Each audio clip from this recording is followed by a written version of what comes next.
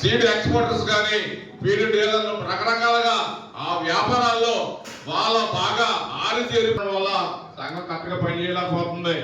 మరి దానికి భిన్నంగా మరి నిష్పక్షపాతంగా ఉన్నటువంటి రైతు ఎక్కడ కూలి ఎక్కడ అన్నట్టు వ్యవహారం చేస్తున్నాం. అంతలా చేసినప్పటికీ కూడా రేపుకునేటువంటి ఇబ్బంది. చూసారా లో వోల్టేజ్ ప్రాబ్లం ఆ జనరేటర్ పెట్టుకున్న జనరేటర్ ఆయిల్ పోసుకోవాలనే పరిస్థితి డబ్బల పెరిగిపోయి ఆయిల్ పోలేని పరిస్థితి. ఇన్ని సమస్యలతోటి ఏదో రకంగా తోచుకెళ్తుంటే నిన్న కాక మన ధరలు పెంచేసి నడిపించలేదు. ఈ రకమైన పరిస్థితుల్లో ఆక్వా ఆధారంగా చేసుకుని ఫీడ్ కంపెనీలు కానీ ప్రాసెసింగ్ యూనిట్లు కానీ వాటి అకౌంట్ 250 రూపాయలు ఉంటుంది, 50 అకౌంట్ 350 రూపాయలు ఉంటుంది, 40 అకౌంట్ వచ్చి 400 బాగా ఈ సంవత్సరం మనం లాస్ట్ ఇయర్ పెట్టిన డబ్బులు సంపాదించేయచ్చురా. ఏదైనా సీడ్ వేసేసి బాగానే ఉంటుంది.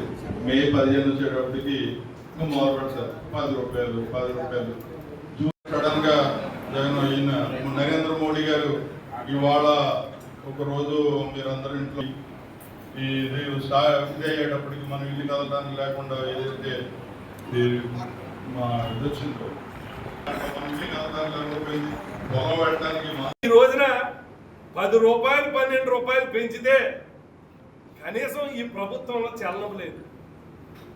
అంటే అసలు ఈ కంపెనీలన్నీ కూడా ఈ ఫీడ్ యాజమాన్యాలన్నీ కూడా మన చంద్రబాబు నాయుడు గారికి బంధువులు అవటం వల్ల, తెలుగుదేశం నాయకులు అవటం వల్ల వారికి అండగా నిలబడుతున్నారు తప్ప రైతుల పక్షాన్ని మాట్లాడేటువంటి పరిస్థితి లేదు. ఇది ఒకటే కోరుతా ఉన్నాం. మొన్న కూడా లాస్ట్ 2 సార్లు పార్టీ పరంగా కూడా మేము చెప్పుకున్నాం. రైతులందరూ పిలిచినప్పుడు 2-3 సమావేశాల్లో కూడా చెప్పుకున్నాం. ఒకవేళ యాజమాన్యాలు నష్టం వస్తున్నాయి అంటున్నారు. మేము ఫీడు మాకు పెరిగిపోయినాయి, ముడి సరుకులు పెరిగిపోయినాయి, అందువల్ల పెంచుతున్నామంటున్నారు. మేము ఒకటే చెప్తూ ఉన్నాం, సీడోడు నష్టం వచ్చినా రైతు మీద వేసేస్తున్నాడు, మేతోడికి నష్టం వచ్చినా రైతు మీద వేసేస్తున్నాడు, ఎక్స్పోర్టర్కి ఏమో లాభం రాకపోతే ఆడేమో రేట్లు తగ్గించి రైతు మీద వేసేస్తున్నాడు. మరి రైతుకేమో ఉపయోగం ఉంది? ఇవన్నీ వస్తుంటే రైతుకే నష్టం వస్తుంటే మీరు ఎవ్వరూ కూడా నష్టపోకుండా రైతు మీద భారం వేస్తే ప్రభుత్వం చూస్తా ఊరుకుంటుందా? ఇంక రైతేనా మసకలు కలగాలి. మేము అందుకని ఏం చెప్తూ ఉన్నాం, రైతు మీద భారం పడకుండా మీరు ఫీడ్ యాజమాన్యాలకు ఇవ్వాల్సినటువంటి సహకారము మీరు ఇవ్వండి, ఇంటెన్సివ్లు వాళ్ళకి ఇవ్వండి. వాళ్ళు నష్టపోకుండా రైతు మీద భారం పడకుండా ప్రభుత్వం మీరు బాధ్యత తీసుకోమని కోరుతా ఉన్నాం.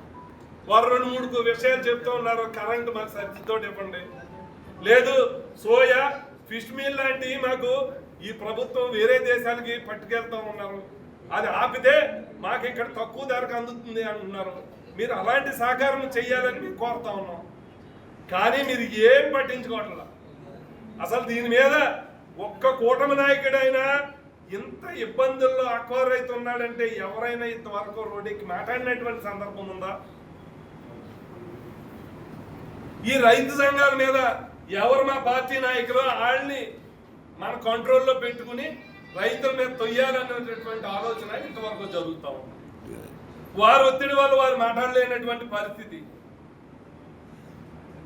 కానీ ఈ జరిగినటువంటి నష్టం చిన్న నష్టం కాదు. ఆక్వా రంగాన్ని మీరు అణగదొక్కాలని ప్రయత్నం చేస్తున్నట్టు ఉంటుంది. రైతుల పక్షాన కాకుండా మీరు ఫీడ్ యాజమాన్యాల పక్కన, ఎక్స్పోర్టర్ల పక్కన మీరు నిలబడి ప్రభుత్వం ఆలోచన చేస్తూ ఉంది. ఇందాక చెప్పున్నారు రఘురామ్ గారు, ఆ రోజున ఏదన్నా అంటే జగన్ గారు ట్యాక్స్ అనేవారు, జగన్ గారు కమిషన్ అనేవారు. ఇప్పుడు మీకు ఏమందితే మీరు నోరు మెదపట్లేదు, రైతుల పక్షాన్ని మాట్లాడట్లేదని మేము ప్రశ్నిస్తా ఉన్నాం. అందువల్ల వైఎస్ఆర్ పార్టీ పరంగా మొన్ననే చెప్పాం, ₹1 రైతు మీద భారం పడ్డా పార్టీ పరంగా మేము ఎవరు ఊరుకోమని చెప్పుకున్నాం, రైతుల పక్షాన్ని పోరాడతామని చెప్పుకున్నాం. ఇవాళ రైతులందరూ మా దృష్టికి తీసుకొచ్చారు. తప్పకుండా రైతుల పక్షాన వైఎస్ఆర్ పార్టీ పోరాటం చేస్తా ఉంది. మీరు ఈ రోజున ఈ రాష్ట్ర వ్యాప్తంగా కొత్త కార్యవర్గాన్ని కూడా మీరు ఏర్పాటు చేసుకోబోతూ ఉన్నారు. పూర్తి అండదండలు ఆక్వా రైతాంగానికి ఉంటుందని ఈ సమస్యలన్నీ కూడా మిమ్మల్ని అందరినీ తీసుకెళ్ళి ఈ రైతు సంఘం నాయకులను తీసుకెళ్ళి రేపే జగన్మోహన్ రెడ్డి గారి సమక్షంలో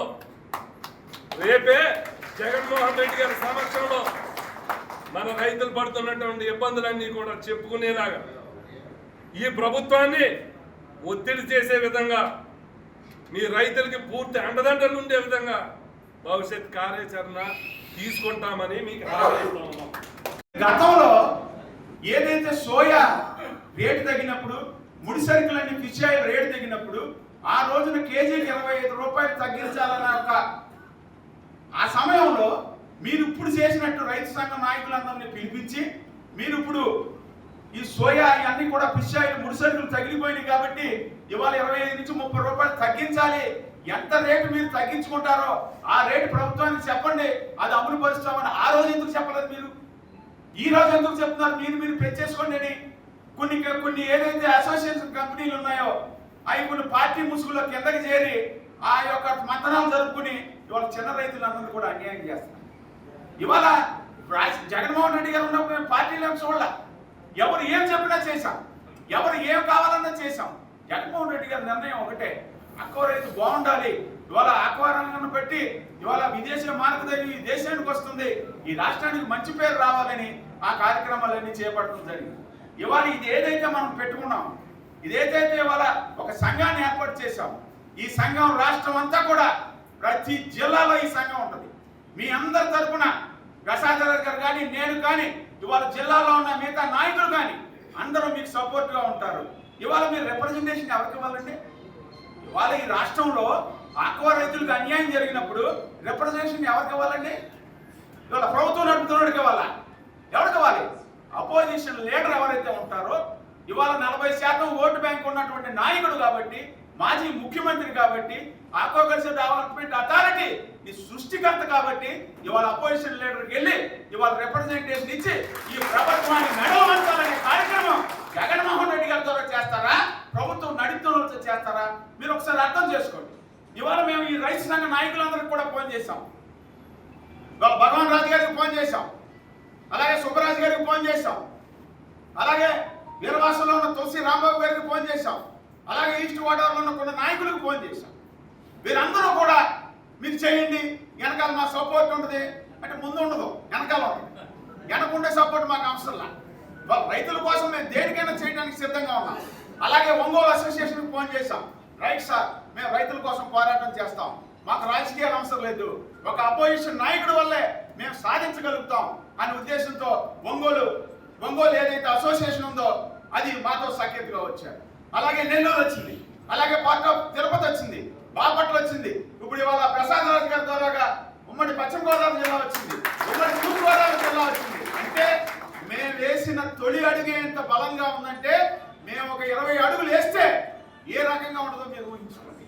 కాబట్టి మేము చెప్పేది ఒకటే, మేము నిబద్ధతతో పనిచేస్తాం, మాకు రాజకీయాలు అవసరంలా, మీరు బాగుంటే మాకు చాలు. పలానా ఆయన మాట్లాడాడు, జగన్మోహన్ రెడ్డి గారి గురించి మా దృష్టికి తీసుకెళ్లాడు, దానివల్ల మాకు మేలు జరిగింది అనే కార్యక్రమం మీరు తెలుసుకుంటే చాలు. ఇవాళ ఎప్పుడైనా ఉందండి? ఇదివరకు జగన్మోహన్ రెడ్డి గారు ఏం చెప్పారు? ఏదైతే ప్రొక్యూర్మెంట్ ఏదైతే జరుగుతుందో 10 రోజుల వరకు ఆ రేటు నిలకడగానే ఉండాలి, దాన్ని అప్ అండ్ డౌన్ చేయడానికి